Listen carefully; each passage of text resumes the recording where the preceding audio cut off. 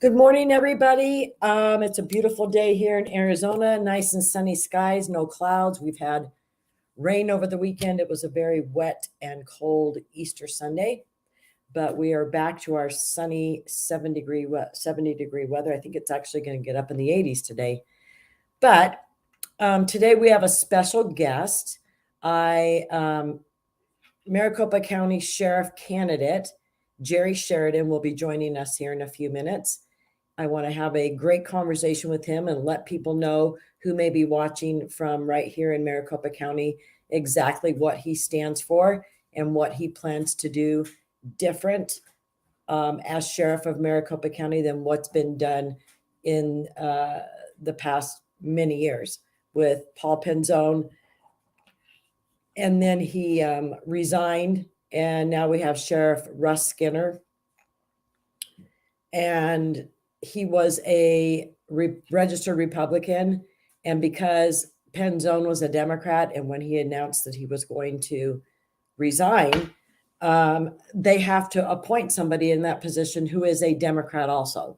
So Russ Skinner changed his political party and registered as a Democrat, I think the day of or shortly after Penzone announced his retirement, which enabled them to put him in the position. And so last I read, and I'll be finding out from Jerry when he joins us, Russ Skinner was going to be going ahead and running for sheriff again as a Democrat. So I don't know if he got his signatures in because he made that announcement in February, and that was a pretty quick time frame for him to get the signatures necessary to get on the ballot as a candidate for sheriff in Maricopa County. So let me read some other things here to kind of give you an idea.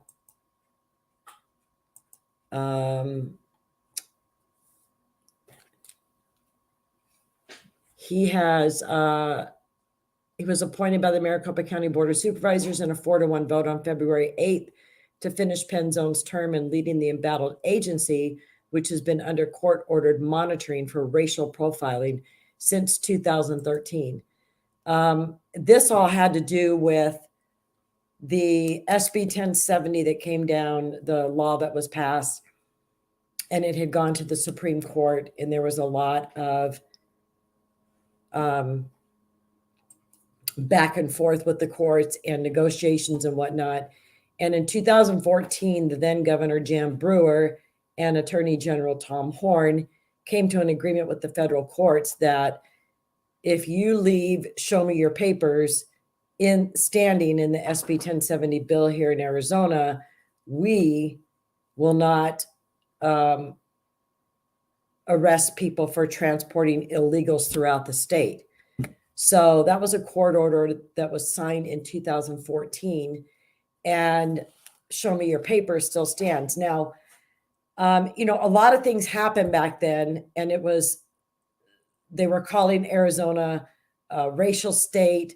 We lost a lot of convention business and that sort of thing, but it affected us financially. But there was some wiseness in Russell Pierce's looking into the future of what was going to happen, because when you had back then, such a free and open border happening back in 2010 when this was all brought forward.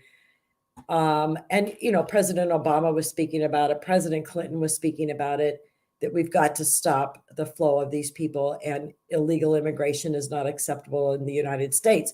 Both of those presidents were talking about it. Clinton even talked about it in his State of the Union address.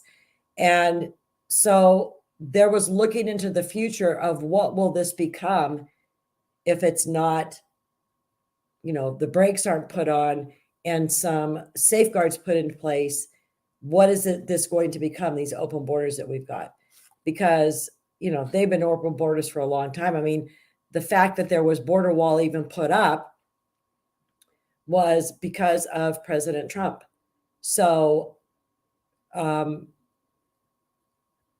wide open borders, 4 strands of barbed wire. It's still that way in the state of Arizona for over 300 miles. There's there's a couple, I don't know, maybe about 50, 60 miles, maybe if that, of the actual border fence that they had, President Trump had put up. Most of it is not concertina wire. It's the Normandy fencing, which is a kind of fencing that is just like this, the metal things that you can climb over very quickly, and the rest of it is just barbed wire. Some of it sticks in the ground and the barbed wire put around it, the way that ranchers would do back in the day to keep their cattle in. That is all that is protecting the border in southern Arizona. So anyway, this SB 1070 had a lot of negative ramifications because of the way that it was presented to the public and because of the way that the Democrats put it out there, that it was racial profiling, and it's not. It's trying to nip things in the bud as people are entering the country through southern Arizona, and nip it in the bud and stop it before they go any further into the country. Now, for many, many years, there was guest workers, seasonal worker visas, those types of things. And those people were coming over and doing exactly what they said they were going to do and then going back home to their families. But this SB 1070 was addressing the bad people that were coming over and people that just didn't belong. They weren't here. A lot of them were gang members, causing some problems here in Arizona. And so it was before its time. But you know what? If things had been left in place, maybe this could have been circumvented here in Arizona, and how bad things had gotten. Now, there are some legislators in downtown Phoenix trying to bring some of these portions of SB 1070 that was struck out by the Supreme Court, trying to bring some of it forward. And one of them being transporting illegals in the state of Arizona. And now again, it's being talked about that, it's SB 1070 2.0. But what these Democratic legislators here in Arizona fail to recognize and verbally admit, this isn't racial profiling. It's not against Mexican people. It's against people who are strolling over our border illegally. And that is what SB 1070 was trying to stop, questioning these people. Where are you from? Why are you here?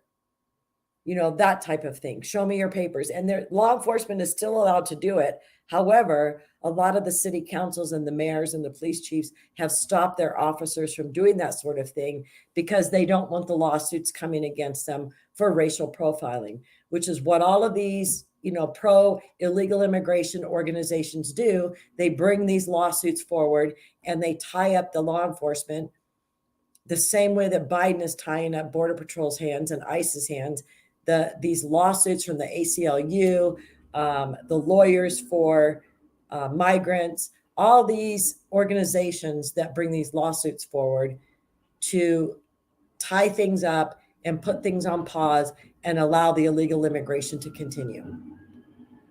So they are not doing us any service down there, the legislators in Phoenix, by making out that we are a racist state, that our legislators are racist, that the people here in Arizona are racist. That's the farthest thing from the truth.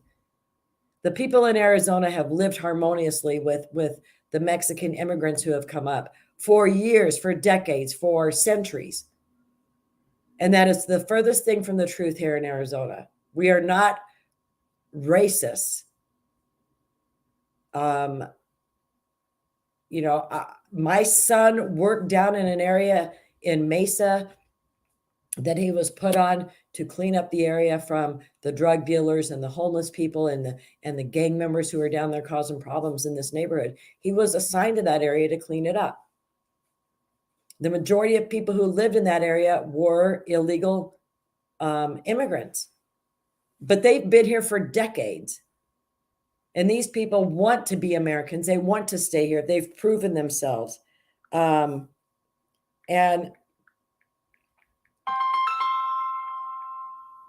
I am trying to get a hold of Jerry right now.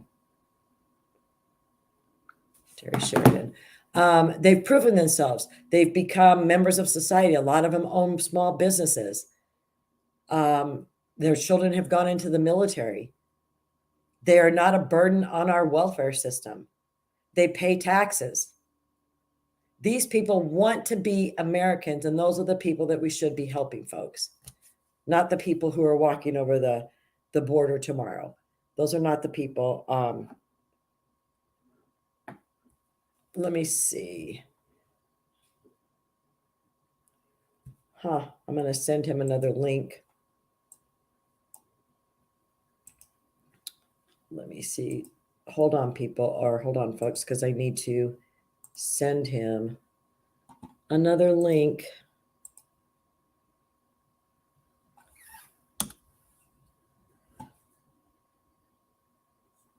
See if this gets him on the show properly. Because he's not showing up.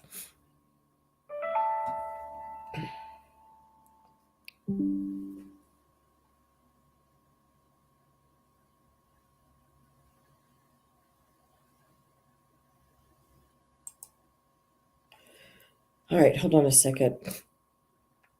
Let me, I didn't realize that this phone call that came in was his wife.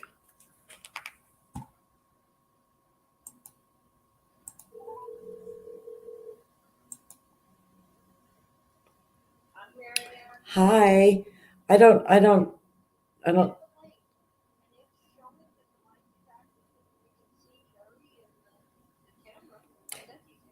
Yeah, he should be able to see me.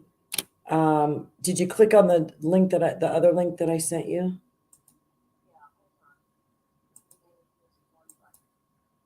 There he is. He's coming on now. Okay, perfect. Thank you. Bye.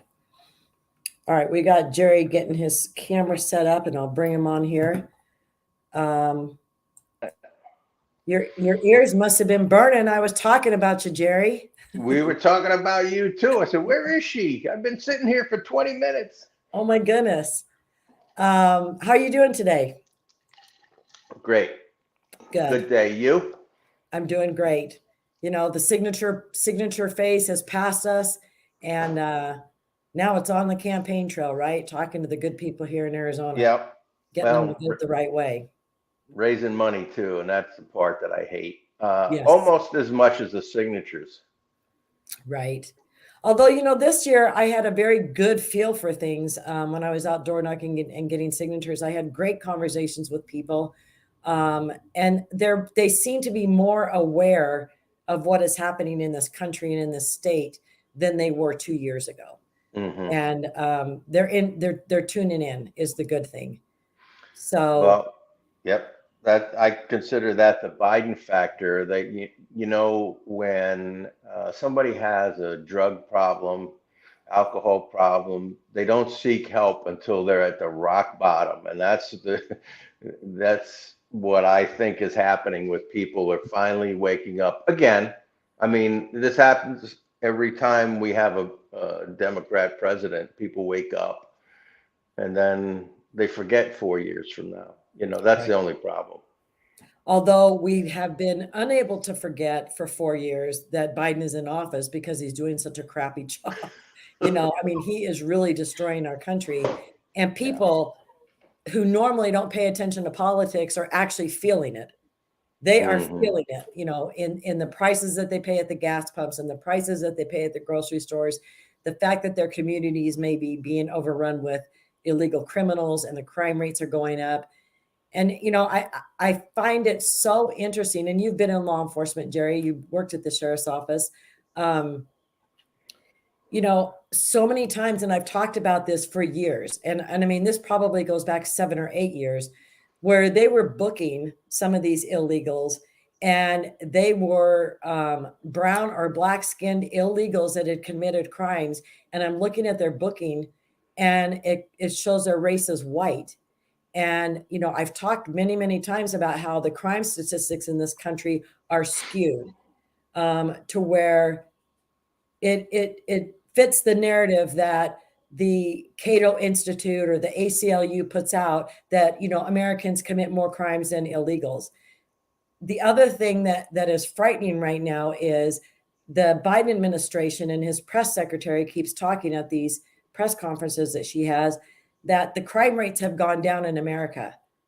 Well, yeah, they've gone down because none of the criminals are being prosecuted, right? Well, that's true, but also at the Maricopa County Sheriff's Office, they haven't added any data, any crime data that they're required to by the federal government and the state since 2022. So if you go online right now to the Arizona DPS website where they have crime statistics, and you look up under Maricopa County Sheriff's Office, there's been no crime data entered since 2022. So I guess the crime's really down since we don't have any here in Maricopa County the last 2.5 years. Can you imagine? So isn't the Maricopa County Sheriff's Office still being monitored since Yes. what was it, 2013, because of the SB 1070, that whole big deal, right? Yes. Sheriff Joe Arpaio, all that stuff. Right. Right. That So lawsuit's been why wouldn't they be saying, why aren't you putting these statistics out for your constituents? That's a good question. Maybe because it's not part of the court order, Oh, yeah. But that case has been going on since the traffic stop was made in 2006. The lawsuit was started in 2007. So this has been going on. This is crazy. Yeah. you Yeah. know. The way that So the way that they micromanage law enforcement, and there's going to be bad apples everywhere you go. But I was talking before you came on about, they've made Arizona out to be, this racist state ever since the SB 1070. But I think there was some foresight in Russell Pierce's view of what was going on when you see open borders, and in 2010, he saw how bad it was then. And when you can foresee something like this happening, it was kind well, of like, this is probably something we needed to implement, right? this was something that, like you said, he had the vision of what was really happening. And Joe Arpaio, and he made some mistakes. Okay, I will tell you that he made some mistakes in the process, but he also had that vision also that this is a major problem. Right. So when the sheriff's office joined the federal government, the 287G program, and that is where the ICE invited us to send 100 people to be cross-certified as ICE agents. So they had actual ICE credentials, so they could enforce federal immigration law. Tom Homan started that program, It was great. and we took full advantage of it. And a good example is when we started, over 30% of the people that we had in custody, and we had well over 10,000 inmates at those days, over 30% of them were illegals. By the time we got done enforcing the federal immigration law with ICE authority, by the way, I always have to add that because people Right. forget. And what the sheriff's office effort did, that number went down to like 12%. And I Wow. don't know where it is now currently because I'm not there. I don't have access to the data, but it's probably back up there again. That would be my But guess.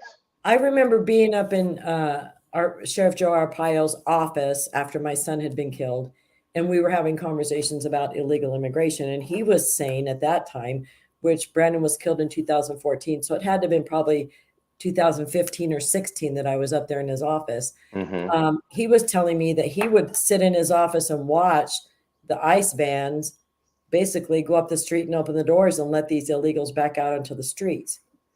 Right. So was those actually like Maricopa County Sheriff employees who were enforcing the 287G program, or were those actual federal ICE agents?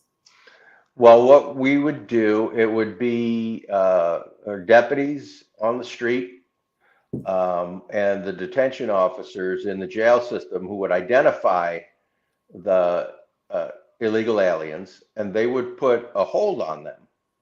That was the benefit of the program in the jail system, because ICE's focus was always the criminal illegal aliens, right? That's the main focus. And I talked with the ICE SAC here in Arizona and all the other people. We became good friends, and they would tell me how difficult it is working for Washington, depending on who the president is, whether they can detain them or deport them or what. But when we first started with the program, one of the big things they told me said, Jerry, we don't have enough personnel to deport everybody. So that's why we're focusing only on the criminals. And that's where you come in, okay? Because in the jail, these people were already arrested. And the old way we used to do business, we used to ask somebody, where were you born? And if they said anywhere outside the United States, we'd send ICE a teletype. Okay, remember those machines, you know, with the green and white paper? We'd send them a teletype, and they would respond, you know, okay, we'll investigate more, put a hold on them. But it was so much more efficient with 287G because they brought in their computers and hooked up to their federal system, because our employees were also federal ICE agents, that they were able to access that data and put a hold on them themselves. It was so much more efficient. And so we would detain them. ICE would come pick them up a couple of times a week, depending on how many we had. And what they did with them after that, I don't know. I would imagine back in those days, people did get deported. But I would imagine as time went on that they were just releasing them from their Phoenix office. But they took them out of our hands. We did everything possible that we could as a sheriff's office, right, to do this. And then once it went over to ICE headquarters in downtown Phoenix, you know, I don't know. So this was back in what? This was back because I was running the jails when all this started, when all this was going on. So this was probably 2003, maybe 2004. So what you're saying is in 2003, it was already becoming a problem to where it was overwhelming the federal ICE agents, right? Right. So, you know, this is where I try and educate people and talk to them about, this is where Russell Pierce had the foresight, because, you know, he was former law enforcement, wasn't he? Right. Russell Pierce and Jerry Sheridan, we were deputy sheriffs together out in East Mesa a long time ago, back in 1979. Right. And yes, Russell had a long history, worked his way up through the ranks, and he became Sheriff Joe's first chief deputy. So, you know, he knew, he was in tune with the law enforcement community, and he knew what a problem this was. But, you know, we've got current legislators, Wendy Rogers, who is trying to bring forth a bill, because in, you know, 2014, when they were finalizing that whole fight with the Supreme Court, Governor Jan Brewer said, let's leave Show Me the Papers in, and we promise that we won't arrest anybody transporting illegals in the state of Arizona. You know, that was a federal court order. So we've got current legislators who were trying to bring that issue back up. And then you've got legislators that are saying, this is trying to bring Show Me Your Papers back in the forefront. And I'm thinking, you guys are so uninformed as Arizona legislators, because Show Me the Papers was never taken out of SB 1070. Right. It has always stood as law in the state of Arizona. And so why would any elected official, Jerry, be against arresting somebody who's transporting illegals in the state of Arizona? Well, if they want them to become future voters, That's Right. where you boil all this down. Okay. I think it's a nefarious move on the part of the Democrat Party to gain power that they may never have to give up. If they get all these millions of illegal aliens to be able to vote, and they're starting to do that, like in New York and everything. If you see what's going on across the country, so it's not a far-fetched right-wing conspiracy thing. No, I think it's the fact that we have our eyes open to this. And let me also tell you one thing about Russell Pierce. I don't know if you knew this or not, but he was shot by an illegal alien. Mm-hmm. He lost one of his fingers, right? Yep. And his son was on the SWAT team and was shot by an illegal alien. Yep. Okay, His he family was survived, affected. right? Mhm. So yeah, that may have been the impetus to wake him up to what's really going on. But we've seen the Well, drugs that coming in, the illegals bringing the drugs in. They're killing our kids. I mean, this whole thing is ridiculous because the country needs to be a country, and the only way that happens is if you have a border. right. The days of the father leaving his poor, destitute family in Mexico or South America and coming here and working hard and sending his check back to the family every Friday so they could live are long gone. I'm sure there's a few sprinkled in there with the millions invading the border now, but if you look at it, most of them are military age people from countries that hate our guts and Right. want to destroy us. And countries from across the ocean, from across the Atlantic, Oh yeah, this isn't a Hispanic thing anymore. No, no, No, and it hasn't been for a long time. no, yeah, yeah. And these independent journalists talk to them down at the border, and 85% of them say they're going to New York, and that's because of look at what they're doing in New York, handing out $14,000 a year is what they're going to be getting in payments from them, debit cards, free places to stay, beautiful hotels that have room service, and they just get up in the morning and brush their teeth and comb their hair and go out and stroll around New York all day, go back and get lunch provided for them, go back in the evening, their beds are remade, and they have a beautiful hotel to stay in free of charge. While you and I, work our fannies off to pay for all of this for these people. So Yeah. we have a right to be upset and mad. And the elected officials who continue to try and say that we're racially motivated by doing this sort of thing needs to pull their head out of wherever they've got to put, because this is about bankrupting the United States and making us third-class citizens, right? Well, it's to destroy our republic, Yeah, right? yeah, And I see Biden uses the word democracy, democracy. We live in a republic, and they don't even understand that. I don't think sometimes. right. But their whole thing is power, right? It's power, and greed and the money they get from having the power. And I think they see this huge voting block to their advantage. Right. You know, so That's all it is. So let's get into a little bit. So the new sheriff is Sheriff Russ Skinner here in Maricopa County. Penzone, who was a Democrat, stepped down in February, and Russ Skinner was a registered Republican. And the right. day that Penzone announced his retirement, Russ Skinner ran and re-registered as a Democrat.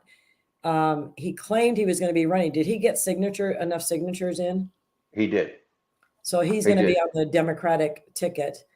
Um, Well, unless somebody, and not me, unless somebody wants to challenge his signatures, he only got about 500 over the minimum. And as you know, 20 to 30% of those signatures are invalid. right. And so that's way more. I think he got maybe 12% over the minimum. So, if I was his opponent on the Democrat ticket, I would probably have somebody, hire a lawyer. It's a big process. It's not easy. Got to hire a lawyer, file a civil lawsuit, but Yeah. challenge those signatures because I don't think they're going to be valid. And just a week and a half ago, I had heard that Russ only had 1,200 signatures. And how many So, was needed for the Maricopa County Sheriff? well, he needed, the Republicans needed 4,225, and Wow. I turned in 9,885, something like that. And Bravo. thank you. And the Democrat needed 3,900 and change. What? Yeah, because they go by the amount of registered Registered uh, voters. Republicans or Democrats and independents or even double, triple that. They need like 12,000 signatures. It's crazy. I don't know how they calculate that, but yeah, so he only needed a little, about 3,900 plus. But Kind of jumped in the race late tee, in February, he, right? he did. He Yeah. did. Yeah. Yeah. So what do you think needs to change in the Maricopa County Sheriff's Office, Jerry? I mean, you were there for a very long time, hands on, ears open, Yep. eyes, wide open. Yep. What do you think? How will you go in there and make it better than what it is today? Absolutely. Yeah. There's a one word answer, and that's leadership. A complete leadership needs to change there because they haven't had any Right. for the last 7 years. Yeah, It's been Penzone was terrible. non-existent. Penzone was a sergeant Yeah. when he took over. He was in over his head before he got there. And I had 2 months to help him in the transition. Our pile lost the election in November. Penzone was going to take over January 1st. So I had an opportunity to talk to him, and his chief deputy was the guy that was going to take over my job, and a couple of other people in his transition team. And I tried to spend as much time as they would let me with them because when they took over, I wanted them to succeed. I know that sounds crazy, but I spent 40 years there. I grew up there. I was 18 when I joined the sheriff's office, and I Wow. was, uh, 58 later years old when I left. I wanted them to succeed. I didn't want them to come in and destroy the place that I grew up.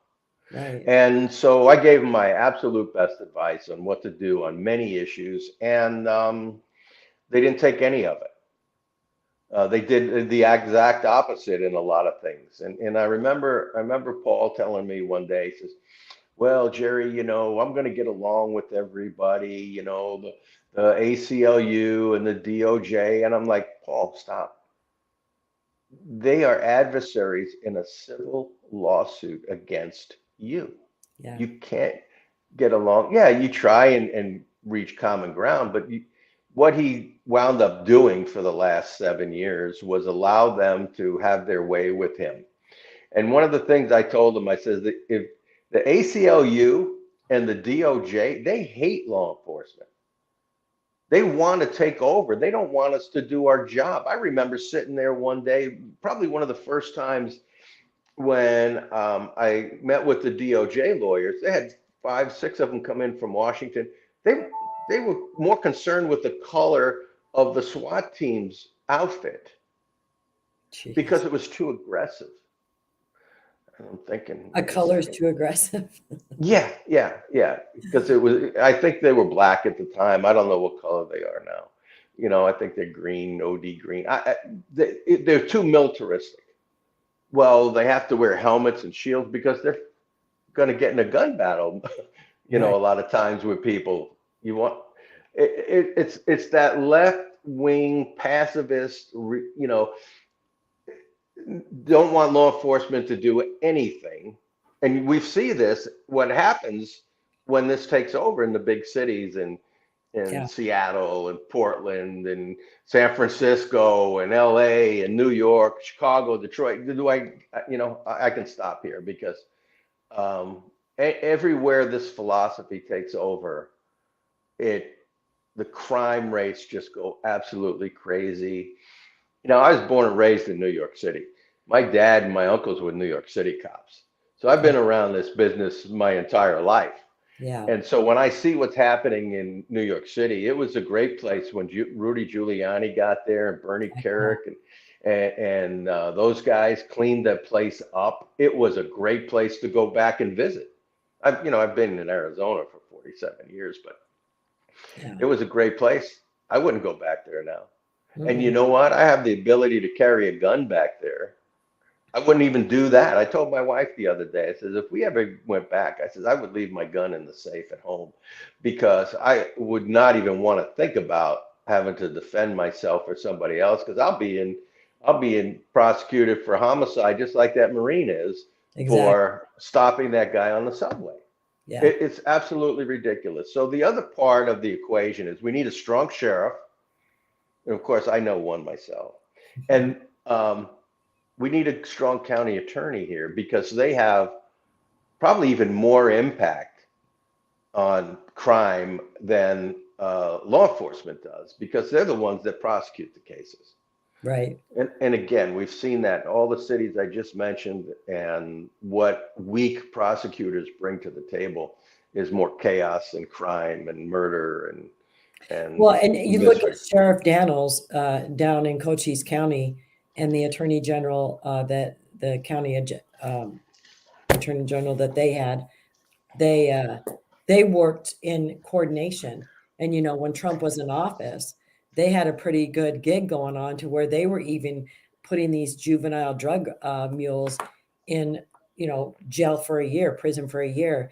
And Cochise County was a great place, and then you fast forward to, Joe Biden is put into office and immediately signs all of those executive orders that he did. Yeah. And, Cochise County is chaos again, even though they've got, a county attorney. When you've got a federal government who's working against you, and in a lot of places, you've got bad sheriffs because, I've met with all of these sheriffs from across the United States, Jerry, the good ones who are all about the 287G program, when Trump was in office and about upholding the law. And the sheriffs need to realize that it's we, the people, who voted them into office. They weren't just hired by the sheriff's department. That's right. We, the people, vote you in, and that's where your oath remains, protecting we, the people. Right. And so to make this a political situation and for Penzone to be kissing up to the ACLU, the very people who are against American values and American safety and America's law enforcement, Yeah. is just so disgusting. And I've been so sad, when that all happened and Penzone got in before, but and supporting you because I know your heart is in the right place. I know that your experience that you bring to the sheriff's office will be just outshine anybody else who's running. So, it's important that Thank we you. have these kind of conversations and people hear Mhm. your Right. background. Right. Yeah. Right. So, yeah, just spending 40 years there, yeah, 33 of those years I was in a leadership position, whether I had stripes on my sleeve or bars or stars on my collar. 33 years in a leadership position, and law enforcement, not just at MCSO, but across the country, is is dying to have leaders lead them once again. Yeah. And there's no shortage of young kids that want to get into law enforcement or the military. And so here's the analogy I'll use. The military is not able to meet their quotas now. Why? Because they have a weak leader. Mm-hmm. The law enforcement is in the same dire straits. It's not just about money. Okay, money has some part to play in it, but it's about leadership. If you're a young person and you want to get involved in law enforcement, you know how dangerous the job is and all that thing, that's okay because you accept those issues. But you don't want to work for somebody that's going to throw you to the wolves if something happens or something goes wrong. You want somebody that's going to stand with you during those difficult times that you're going to have. And I Yeah. use a great example. right now, the Maricopa County Sheriff's Office probably, and this number fluctuates a little bit, probably about 1,600 people short of their, excuse me, um, I'm doing the math back, but about 1,400 short of their TO, their table of organization, authorized people that they can have. And deputies, when Penzone took over, deputies started to quit right away. That's how I got involved in running for sheriff. We could talk about that if you want to waste some time on that. But you know where they went? They went to Pinell County because Pinell County has a sheriff there that supports his deputies. That's Mark Lamb. Right. Mark supports his deputies, and so the deputies down there make a lot less than they do here in Maricopa County, but yet they still left and went to go work for some place that has a good leader. And so leadership is a key to this, to Especially getting the job done. especially in law enforcement, because so many things can happen in a moment, a snap moment, on a call or whatnot. And if you don't have the leadership backing you up, Right. and it's funny because when Brandon first started at the Mesa PD, Jerry, George Gascon was the police chief. And from the moment I met him, I had a icky feeling in my gut about this man. And, Yeah. Brandon, he got officer of the quarter, officer, different times, and had pictures with him, and I'd go to the ceremonies. But every time I saw that man, I just got the icks. There was just something about him that didn't set right. And, when I look at where he is now, I honestly think that if he had been left in Mesa for any length of time, he would have made Mesa a sanctuary city. I honestly believe that. Well, believe me, we did not get along very well with George. No. What a terrible, terrible, Oh my God. yeah, because You he know, is the, yeah. he's a county attorney over In there. LA. Yeah, in LA. Yeah. Yeah. Yeah. So he's the Yeah. person who makes the decisions whether they're going to, go forward and charge these people with things. And look at the mayhem that California's in. Well, LA, they're ground zero for all this craziness and not charging criminals and all those things. It's really sad. California, when I was growing up as a kid in New York City, I mean, the California was like a fantasy world. Yeah. And, look what they've done to it now. I won't even go over there anymore. Mm-mm. I won't take my grandkids to Disneyland anymore. Wow. It's crazy. Well, and then they brought on Batista from down in Tucson. He was the assistant chief down there, and they brought him up, which really, really made a lot of people mad in the department and in Mesa as citizens, because we wanted Dvorak to be the police chief. And that's, they had a lot of these meetings, but the council and of course the mayor had other designs. Mayor Giles. He's such a turncoat. But they brought Batista in, and of course he just wreaked havoc on the Mesa Police Department. I was a volunteer with the VIPs, the volunteer department, and I was going to the quarterly. During the day, they would give out, the officer of the quarter, those types of little awards. And I was doing photography, taking pictures of the officers with the chief and the officers with their families. And I ended up, first of all, he knew I was a Trump supporter and he hated me for that. He made many comments to people in the department that got back to me. Then I went to a council meeting and complained about him. And the next thing I know, I was getting calls from the department that he demanded everybody in the Mesa Police Department take Brandon's picture down out of their office or out of their cubicles. They weren't allowed to have pictures of my son. And they moved the fallen officer pictures from the lobby of the Mesa PD up to the 4th floor. That is He's so so, yeah, I was trying to find a word. Absolutely. Absolutely. So now, we had to pay him to leave office, even though the Yeah. Mesa Police Association had over an 80% no confidence vote in this man. They had to pay him to leave office. And now where is he? California, police chief of another little, seaside town there in California.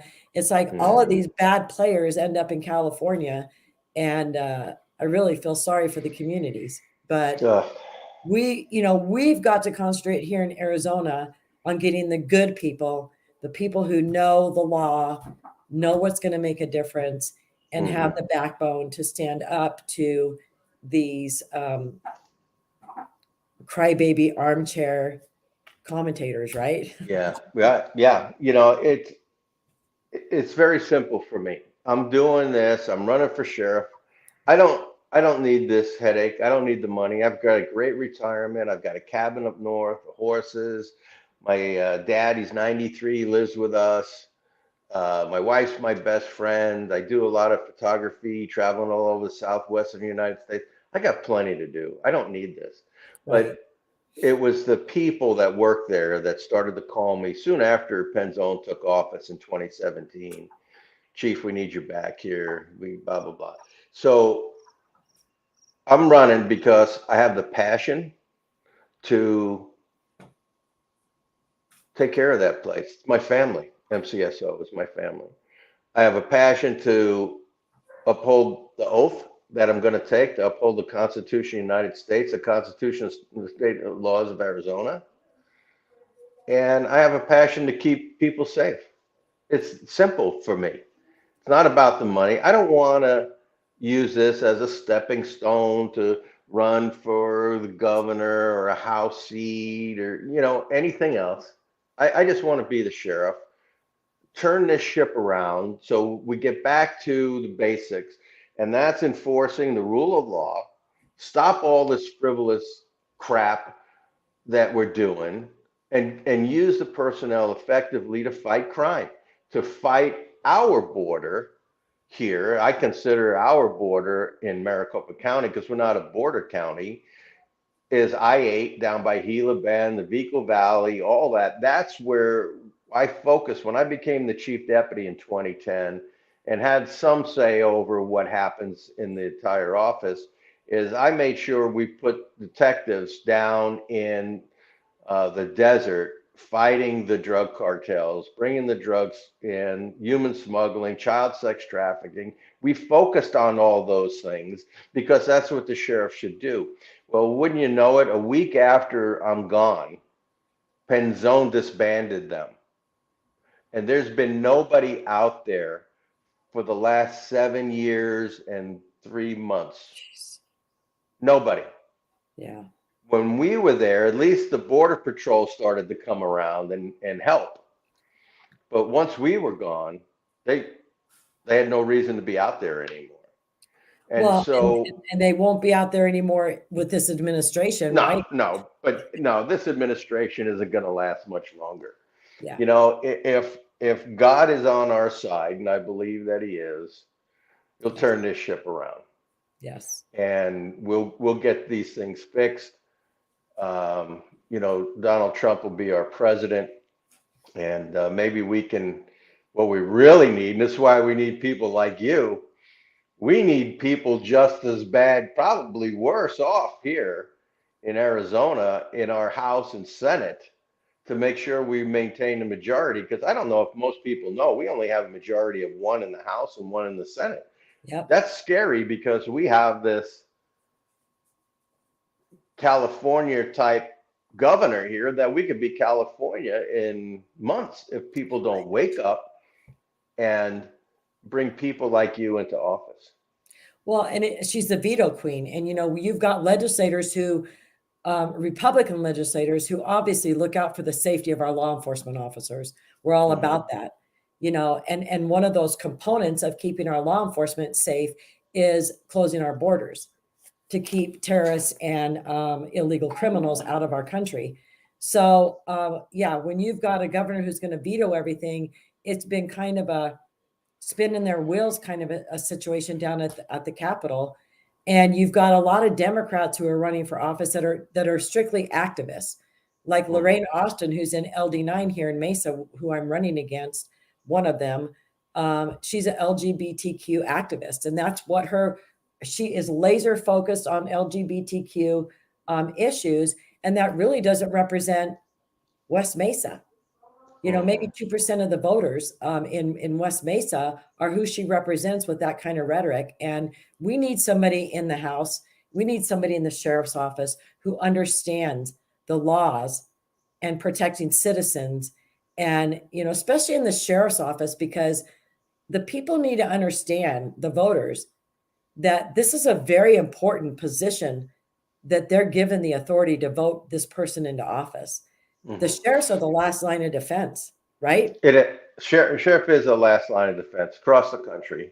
There are a couple of states that have gone away from electing a sheriff to appointing them, and that's a huge mistake, because when the sheriff's an elected official, the sheriff reports only to the people. The sheriff doesn't report to the board of supervisors. Yes, I understand we have to work together. They supply the budget, but the sheriff is not subservient to anyone except the people. Right. And that's all people. I used the motto for a long time, a sheriff for all people. And I don't think people understood that. There's 4.6 million people in Maricopa County, and I'll be the sheriff for every one of those people, whether they voted for me or not. And that's important to know, that you're going to have a sheriff that's going to work for you, that's going to protect your civil rights, your First Amendment rights, your Second Amendment rights. Yeah. And one of the things that I'm going to do with this is very simple. I'm going to bring somebody in that is a constitutional expert in law enforcement. And how I'm going to teach our deputies and our detention officers in the jail, because 75% of the sheriff's office is that jail system. And I was the chief over that for 12 years. And it's a very difficult job every day, because 80% of those people in custody haven't been sentenced to a crime yet. So they're presumed innocent, right? That's the basic foundation of our judicial system, until proven guilty. And so they have constitutional rights. So that constitutional issue permeates through the entire sheriff's office, no matter whether you're civilian, detention officer, or deputy sheriff. And I'm going to make sure my people know, your people know, our people know, because they work for us, right? I work for them, they work for you. That's the way I look at things. And I want them to know what their constitutional authority is when they walk up to somebody, and I want them to know what that person's constitutional rights are when they walk up to somebody. And they don't teach you that in the police academy. I think you get like a 2 or 4 hour block on constitutional law, and it's nothing like what I'm envisioning. So I'm very proud to say that Sheriff Mack, do you know Sheriff Mack? Yeah. He's endorsed me. Nice. And probably a very humbling endorsement that he gave me. It was just really nice what he said about me. So with people like that on the team, we're going to get things squared away. We're going to make sure the sheriff's office is a constitutional organization and protecting people's rights, and always doing the right thing, no matter whether it hurts or not. And that's where a leader comes in. Absolutely. So I got just another minute here on the podcast, but tell people, Jerry, where they can go to your website, because people, Jerry's going to need donations. Money is needed in any campaign. So tell them where to go to donate to your campaign, Jerry. Okay. One other thing too, that in a big county like this, we need a lot of money to be successful. The Democrats, they fund their candidates. Yeah. So come on, you Republicans, fund the candidates that you believed in, whether it's me or Mary Ann or somebody else or all of us. You need to send the money directly to their campaign so Amen. They can use it the way they need it, not to the state or the county. Okay. So that's number one. Number two is the other way you can help is do a meet and greet at your house, in your neighborhood. Because when we go out and speak, to Republican clubs, and it's usually a lot of the same people that are involved in all these different. So it's like you're fishing from the same pond all the time, right. And so if you have a place that you can put 5 people, 10 people in your living room to meet us, I'll be there, because that's how you get this done. And it doesn't cost anything. And if you want to do a fundraiser, believe me, I'm always open for that too. But how you get a hold of me is very simple. I have a website, Sheridan #4 Sheriff 2024.com, and on there you can sign up to do volunteer work, to have signs in your yard, for a yard sign if you want. We'll have somebody bring a yard sign out. You can sign up to knock on doors for us, help raise money any way that you want. But please do something about it. I'm doing something about it. I'm coming out of retirement. Marianne's doing something about it, because it's about the people, and we all need to do something. Well, and if you've wondered, if you're in this mindset right now that we need a change here in Arizona, we need a change in our country, then do something. Like Jerry said, step up and Right. make a call, or have a meet and greet. If you're not in my district, or you're not in Maricopa County, anywhere you are in this country, do that for the candidates that you support. Mhm. Because Yes, absolutely. face to face is where it's all at, is meeting Yes. face to face with the constituents, with the voters, with the people who we would be representing, right? Any elected official. Those are the people that you need to talk to. So this is the time for every one of you watching this to make a difference. Do something to make a difference. Do something for a candidate that pulls at your heart, that you know is going to make a difference. And Jerry Sheridan should be one of them if you're in Maricopa County. So people, step up, get to his website, host a meet and greet, and definitely donate to his campaign.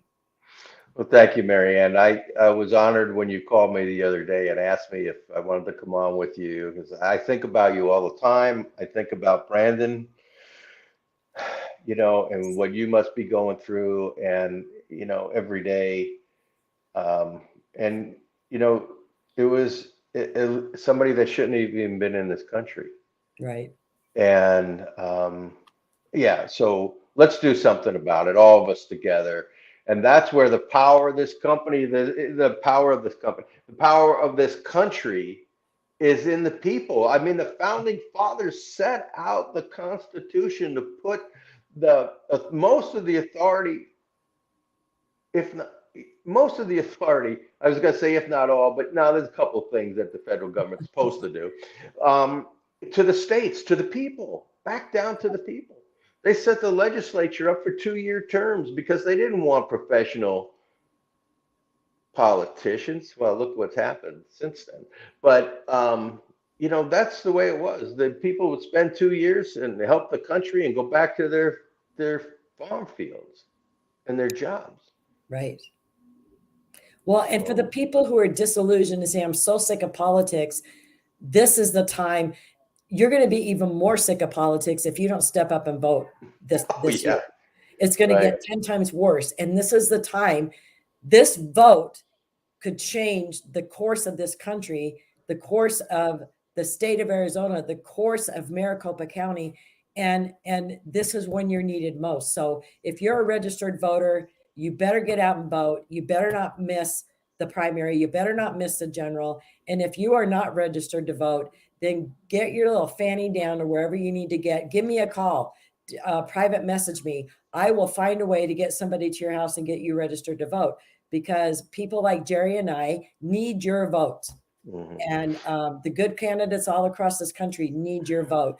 Research, find out who these candidates are. And I hope that this hour that we spent with Jerry has given you a good idea of the type of man that he is and the oath that he's going to uphold when he becomes sheriff of Maricopa County. Well, thank you. Thank you so much. I love you. And love you we'll see you soon. Okay. Thanks. Okay. Bye-bye.